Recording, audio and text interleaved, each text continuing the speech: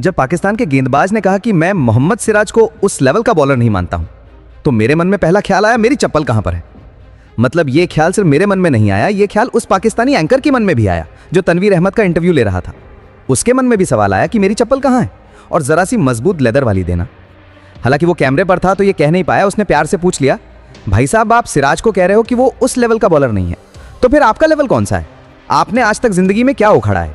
मतलब आप तो क्रिकेटर थे। हालांकि क्रिकेट पर ज्ञान तो इस दुनिया में हर कोई देता है, लेकिन जब कोई क्रिकेटर ही कहता है कि वो उस लेवल का नहीं है, तो फिर सवाल उठता है कौन सा लेवल? और खास तौर पर अगर ये बयान वो खिलाड़ी दे जिसने जिंदगी में कोई लेवल बनाया ही नहीं, किसी लेवल पे आया ही नहीं, कहीं पहुंचा ही नहीं, कुछ उखाड़ा ही नहीं, तो फिर कहानी और भी मजेदार हो जाती है। और यही कहानी पाकिस्तान के तनवीर अहमद के साथ भी है। वैसे पाकिस्तान में तनवीर और बाकी खिलाड़ी जानते हैं कि इंडिया के खिलाफ अनर्गल बोल दो तो व्यूज मिल जाते हैं, और इसका वो पूरा फायदा उठाते भी हैं। आपको याद होगा जब मोहम्मद शामी ने वर्ल्ड कप में कहर बरपाया था, तब भी इन लोगों ने बकवास शुरू कर दी थी कि गेंद में चिप लगी हुई है, पिच बदल दी गई है, वगैरह वगैरह। उससे पहले भी कई अजीबोगरीब बयान आते रहे हैं। जब इरफान पठान पाकिस्तान गए थे तब मियांदाद ने कहा था कि हमारे गली कूचे में ऐसे बॉलर हैं, और फिर इरफान भाई ने उनके टॉप 3 प्लेयर्स को दिन में चांद तारे दिखा दिए थे पहली 3 बॉल पर, याद है ना? अब इस बार सिराज भाई ने इंग्लैंड को चांद तारे दिखा दिए, और उसी पर तनवीर अहमद का दिमाग खराब हो गया। कहते हैं जितना मुकाबला मैंने देखा सिराज ठीक है, लेकिन मैं उसे उस लेवल का बॉलर नहीं मानता हूं। अब तनवीर अहमद हैं कौन? वो खिलाड़ी हैं जिन्होंने अपने पूरे टेस्ट करियर में उतने ही मैच खेले हैं जितने सिराज ने सिर्फ एक सीरीज में खेले हैं। जी हां, 5 टेस्ट मैच पूरे करियर में, और सिराज ने इंग्लैंड के खिलाफ एक सीरीज में ही 5 टेस्ट खेले और कहर बरपाया।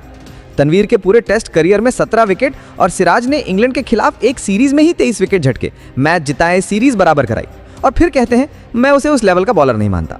उस लेवल का? एंकर भी समझदार था, पकड़ में ले लिया, भैया किस लेवल का? तो तनवीर कहते हैं यार तुम बताओ तुम्हारा लेवल क्या है? अबे भाई वो एंकर है, तुम बताओ ना तुम्हारा लेवल क्या है? असल में तनवीर का हर बार का यही ड्रामा है। उसे पता है कि उसे बुलाया क्यों जाता है, इंडिया को गाली देने के लिए, ताकि उसकी दुकान चलती रहे, खर्चा पानी चलता रहे, क्योंकि व्यूज इस पार से भी आते हैं। मोदी जी ने न जाने क्यों इन लोगों को अनबैन करवा दिया। टीम इंडिया के चैंपियंस ट्रॉफी जीतने के बाद भी तनवीर ने बेहुदा बयान दिया था। इस ट्रॉफी को कूड़ेवान में फेंक देना चाहिए। आईसीसी चेयरमैन जय शाह पर भी पक्षपात का आरोप लगाया था। 2025 की ट्रॉफी को लेकर पहले से ही फिक्सिंग का आरोप लगा दिया, और यह बहुत पुरानी परंपरा है भाई। इंजमाम और शनी का भी एक बवाल हुआ था।